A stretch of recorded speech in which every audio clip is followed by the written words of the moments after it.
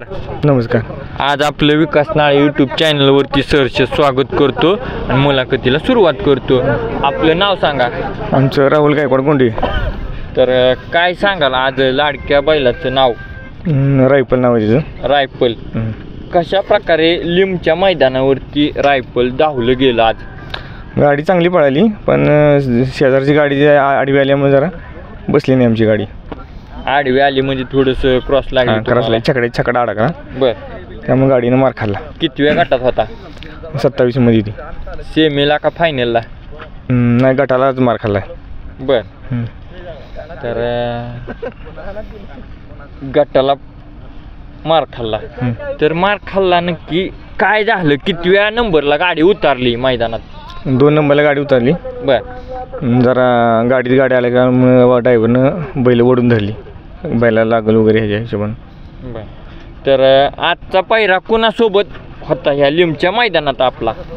ते आमच्या मित्राचाच बैल होता, माडी कॉलनीचा सोन्या म्हणून. महाराष्ट्र केसरी सोन्या चांगला बैल पोहतो. ते आपल्या मित्रांनी आमचं झालेलं पायरा आज पळायची, ती इथं हाणली गाडीचा आम्ही. तर आज ही गाडी आडवी आली नसती तर काय 100% गटपास झाला असता, आज राहिलीच ती गाडी आपली. हां. तर ह्याच्यामध्ये पायरा करत असताना हा पायरा कधी केव्हा चालता?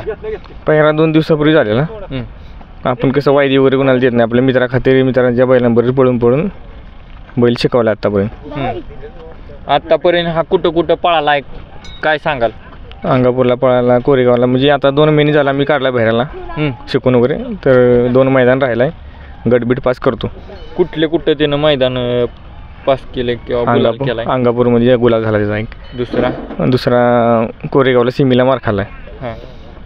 तर आपण या मैदानावरती येत असता आल्यानंतर किती लोकांची टीम या बैलाच्या पाठीमागं असते? एक 8-10 जण असते ती. गावातली 2-3 बैल त्यांच्या बरं येणार, पुरा एकामेकाला सहकार्य करते आमची. तर या ठिकाणी 8 ते 10 लोकांची टीम या ठिकाणी येत असते. ह्या बैलाचा स्वभाव कशा पद्धतीचा आहे काय सांगाल? बैलाचा स्वभाव रागीट एकदम. तुम्ही आता बघितलंच, त्याला सोडताना सोडून देत नाही, काय नाही, उलट जेवढा फेरा पळून आला की दुसऱ्या फेराला जास्त वाढवूनच पळतो. त्याला हाणायची वगैरे लागत नाही. सुट्टीपासून शेवटपर्यंत चांगलाच पळतो. मैदानात आल्यानंतर बैलाला तापवलं जाते, म्हणजे ठोका टाकला जातो किंवा त्याला थोडंसं 1-2 काट्या उगारल्या जातात. तर आपल्या बैलाला तसं काय करण्याची आवश्यकता आहे का? तसं काय नाही. तो सोडला की तापलेला असतो. तुम्ही ते अंगावर बघा, एक बिवळ तुला काठीचा दिसणार नाही तुम्हाला, चापकाचा किंवा काठीचा. अशाच प्रकारे घरी देखील शांत असतो दावणीला? घरी बी शांत नसतो. बर. तो मारतोच.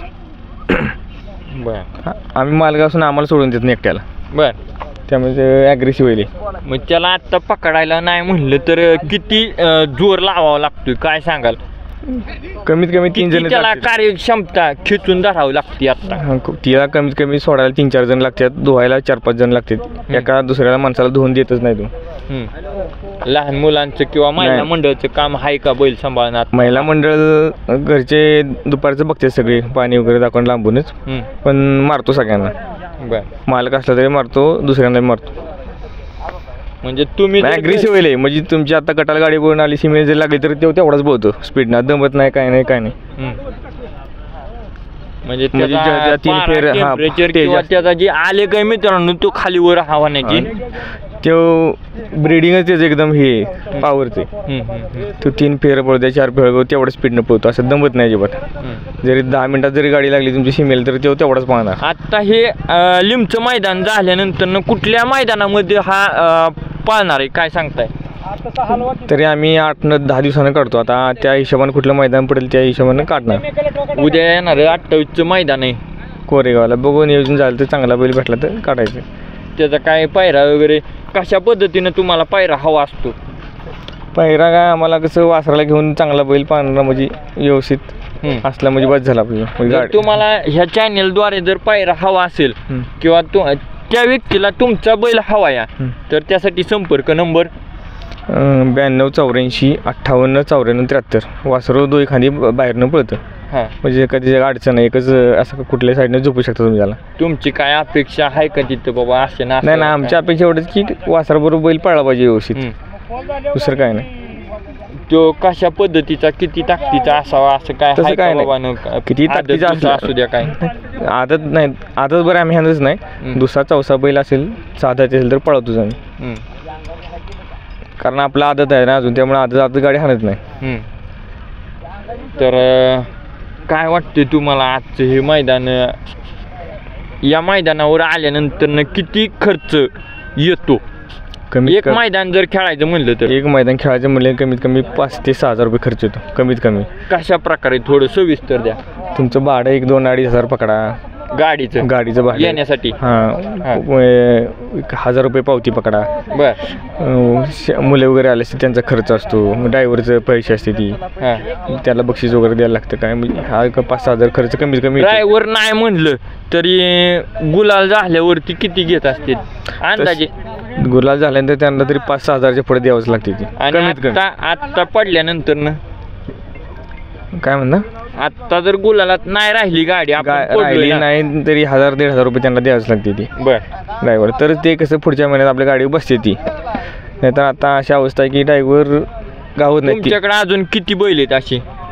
2 बैल आहेत अजून. कुठली कुठली? बाजी एक आहे आणि रुबाब एक आहे घरी, आणि हा रायफल आहे. बर 3 बैल आहेत. 3 बैल. ह्यांची खाद्य काय येतं? त्यांना काय खाद्य, मका चुनी, उडीद चुनी, त्याला ह्याला आटा आहे आणि उडदी डाळीचं पोत आहे. ह्याचा नाही म्हणलं तर दिवसाकाठी किती खर्च असतोय? दिवसाकाठी याचा 500 ते 600 रुपये खर्च येतो. तर मित्रांनो, ही मुलाखत आहे विकास नाळ यूट्यूब चॅनलवरती घेण्यात येते. तर नक्कीच मला सांगा, हा एक गरिबाचा खेळ आहे का हो? नक्की नाही, हा गरिबाचा खेळ नाही. का? कारण बैल कोण देत नाही, गरीबाचं पळत असलं. आज नाही म्हणलं तर तुमचं किती रुपये गेलं? 5-1 हजार रुपये गेले आज. पण कसं आहे, बैल जरी आपला पळत असला गरीबाचा तरी बैल देत नाहीत आपल्याला चांगला, असं आहे. त्यामुळे गरीबाचा खेळ राहिला नाही. दोन्ही बैल एका मालकाची का ओळखीचा असेल, मित्राचा असेल तर राहतो बाबा. जरी गाणं असेल ना तरी बैल नाही म्हणते ती, फसवते जाण्या टायमाला देतो म्हणते ती, देत नाहीत. ओके, चला तर ही मुलाखत या ठिकाणी संपली असं जाहीर करूया. आपण जर या मुलाखतीला नवीन असाल नक्कीच लाईक करा, शेअर करा आणि सबस्क्राईब करा. आपण या मुलाखतीला वेळात वेळ काढून सहकार्य केलं त्याबद्दल तुमचं मनापासून आभार, धन्यवाद करतो. ही मुलाखत संपली असं जाहीर करतो.